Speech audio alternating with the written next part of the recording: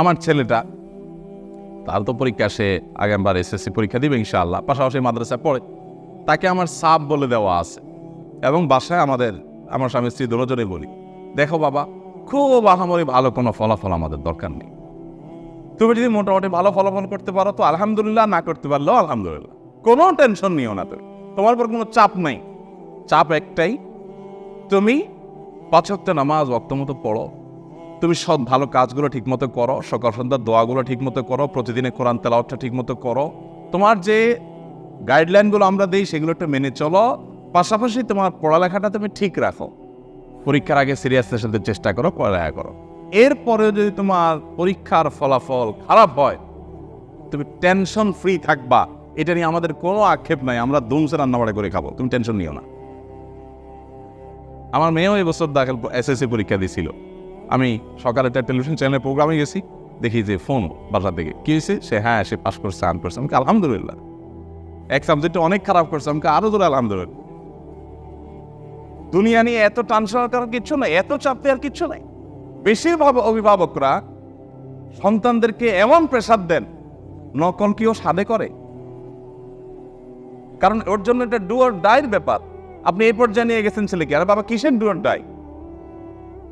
Dhaka medical কলেজে এক doctor আছে, আমার বন্ধু মানুষ, আমাকে প্রায় বলে, ভাই এইসব রেজাল্ট এসব মেধা এগুলোকে আমরা মা বাপরা যেভাবে বাঁচা গামছা পেতে নিয়ে নিছি, আসলে একটা মানুষের জীবনে সুখী হওয়া, তার ক্যারিয়ারটা কাঙ্ক্ষিত জায়গাতে সে চলে যেতে পারা, ক্যারিয়ারটা ভালো হওয়া, এগুলোর সাথে এগুলোর সম্পর্ক, অর্থাৎ ফলাফল ভালো হওয়ার সম্পর্কটা আমরা যতটা মনে করি একেবারে গুলির মতো, এরকম না। আমাদের সাথে কত ভালো মেধাবী ছাত্র ছিল, গ্রামে একই স্কুলে পড়ছি, আজকাল ওরা গ্রামের আমি ঘুরতেছে, আর আমি ঢাকা মেডিকেল কলেজের ডাক্তার।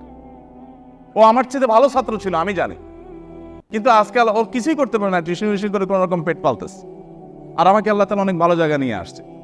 আবার এমনও আছে যে আমি অনেক ভালো, আরো বড় কিছু হওয়ার প্ল্যান ছিল, কিন্তু আল্লাহ তাআলা আমাকে আরেক দিক নিয়ে আসছে। তো এগুলো সবগুলো আল্লাহ সুবহানাহু ওয়া তাআলার ফয়সালা। কিন্তু এর মানে এই না যে বান্দা আল্লাহর তাকদীরের পরে ফয়সালা দিয়ে হাত পা বেঁধে বসে থাকবে, তার পরিশ্রম সে করবে, কিন্তু দুনিয়া নিয়ে এত সিরিয়াস হওয়ার কিছু না যে না বাবা এবার ফেল করলে কিন্তু ম্যানেজ থাকবে না। ওই যে বললাম, ভাবের অভাব। সমস্যাটা কিন্তু ওখানে, ছেলে ভালো ফলাফল করে নাই, মেয়ে ভালো ফলাফল করে নাই, এটাতে আসলে বাপ মারা তো ঝামেলার কিছু না। অনেক বাপ মা আছে, পয়সা করি, ব্যবসা বাণিজ্যের অভাব নাই, গতানুগতিক একটা সার্টিফিকেট দরকার, সামাজিক স্বীকৃতি দরকার, বিয়ে শাদীতে কি পাস করছে বলা দরকার, এইটুকু হলে চলে। কিন্তু না, তারপরও তার ছেলের আপনার জিপিএ 5 পাইতে হবে, এটা পাইতে হবে, ওইটা পাইতে হবে। এগুলোর মূল কারণ হলো ভাব। কেন ভাব? কারণ পাশের ফ্ল্যাটের ভাবির ছেলেটাও পরীক্ষা দিচ্ছে, বুঝেন নাই? তো ও হয়তো ভালো ফলাফল করবে, তখন আমারটা যদি খারাপ করে মানুষ থাকবো, ভাবিতে এসে ঠিক জিজ্ঞেস করবো, বোন কি খবর আপনার ছেলের, তখন কি বলুন? এই যে ভাবের অভাব, আরেকজনের কাছে ভাব ধরতে গিয়ে আমার পুরোটারে গলাটি প্যাম মেরে ফেলছে। কত ছেলে মেয়ে এই ফলাফল প্রকাশের পর আত্মহত্যা করে, প্রায় প্রতি বছরই এই নিউজগুলো আমরা পত্রপত্রিকায় দেখতে পাই। কেন হয় এগুলো? নির্মম বাস্তবতা হলো, পরিবার থেকে ইম্যাচিওর ডিসিশন নেওয়া হয়, ইম্যাচিওর আপনার চিন্তা ভাবনা লালন করা হয়, এবং এগুলো সন্তানের উপরে প্রয়োগ করা হয়, সন্তান সে নিতে পারেন। এই জন্য নিজের সন্তানকে সাপোর্ট দিতে হবে। এর মানে এই না যে সে উল্টাপাল্টা করছে, বন্ধু বান্ধবকে নিয়ে আড্ডা মারছে, আজে বাজে কাজে ব্যস্ত ছিল, পড়ালেখা করে নাই, তারপর আমি তাকে সাপোর্ট দিব, আমি সেটা বলি নাই।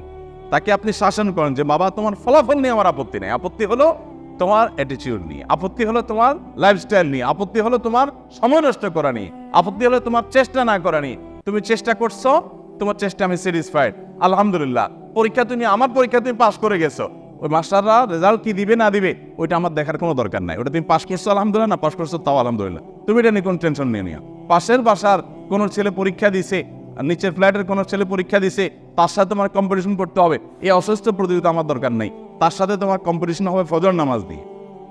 ওই ভাবি যদি জিজ্ঞাসা করে যে বোন আপনার ছেলের কি খবর, আমার ছেলে তো জিপিএ 5 পাইছে, জিজ্ঞাসা করবেন যে আপনার ছেলে কি ফজর নামাজ পড়ছে আজকে, আমাদের সাথে পড়ে নাই, আমার ছেলে পড়ছে আলহামদুলিল্লাহ।